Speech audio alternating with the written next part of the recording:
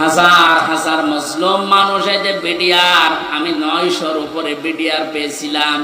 আমার উপর তলায় যারা থাকতো অধিকাংশ বিডিআর মামলা কিচ্ছু জানে না, 14 বছর জেল খাটতেছে।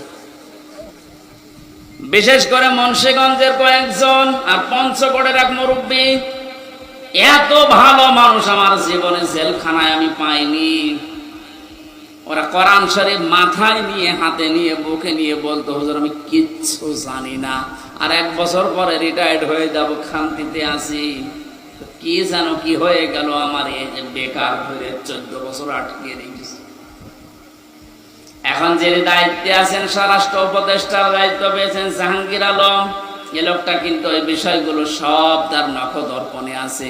এবার জালেমরা টের পাবে।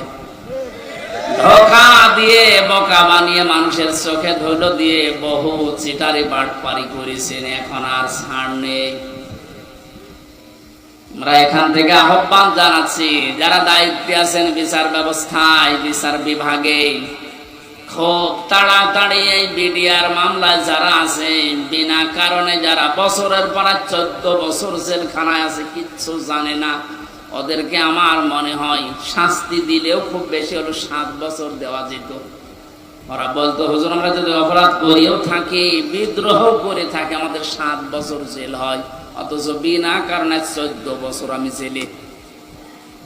এত বড় জুলুম আর সহ্য করা হবে না। যারা দায়িত্বে আছেন, আহ্বান জানায়, বাংলার লক্ষ লক্ষ তাওহীদি জনতা নিয়ে এই নিরপরাধ মানুষদেরকে বিনা বিচারে, বিনা হিসাবে ছেড়ে দেওয়া লাগবে।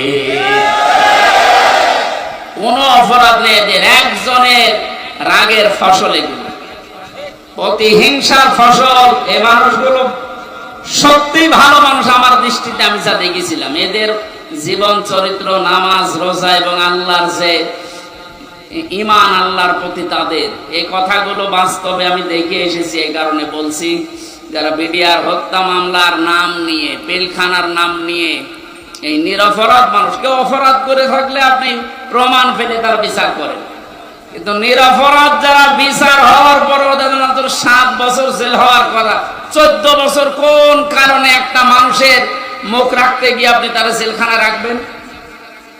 এই জন্য দায়িত্বে যারা আছেন, এই বিচার ব্যবস্থা একটু তাড়াতাড়ি কাজ করে তাদের ছেড়ে দেওয়া হোক। অন্তত জীবনের শেষ কয়েকটা দিন স্ত্রী, পুত্র, সন্তান আদি নিয়ে দুনিয়া একটু কাটিয়ে যাক।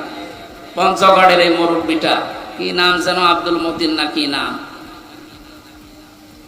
এরকম বহু মানুষকে দেখেছিলাম। ওদের দুঃখ কষ্ট আল্লাহর আরশ পর্যন্ত কেঁপে যাওয়ার কথা। আল্লাহ এমনি এমনি তো জালেমকে বিদায় দেয়নি। বহু মানুষের এ শব্দ লোকে আছে, বহু মানুষের চোখের পানি, বুক ফাটা পানি, হাজারো মানুষের এগুলো জমা হয়ে আছে, আল্লাহ একবার সব ছেড়ে দিয়েছে। পাপ যখন একেবারে শের পুজে গেছে, পরিপূর্ণ হয়ে গেছে, আল্লাহ বলেন, ইন্না বাদশা রব্বিকা লাশাদীদ, আমি ধরি না, কিন্তু ধরলে আমি আর ছাড়ি না। আল্লাহ যখন ধরেছে আর কিন্তু ছাড় নেই, কারণ এখন আল্লাহর সাহায্য এসে গেছে, বিজয় আমরা এখন দেখতে পাচ্ছি।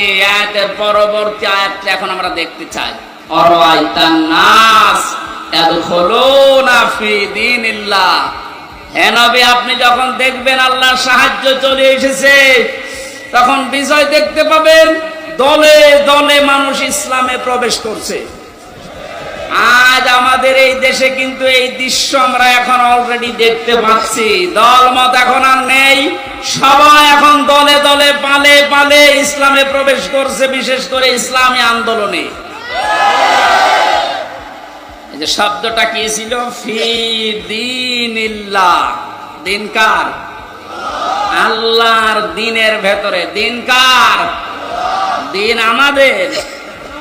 কথা বলেন, দিন মুহাম্মদ রাসূলুল্লাহ। কার দিন?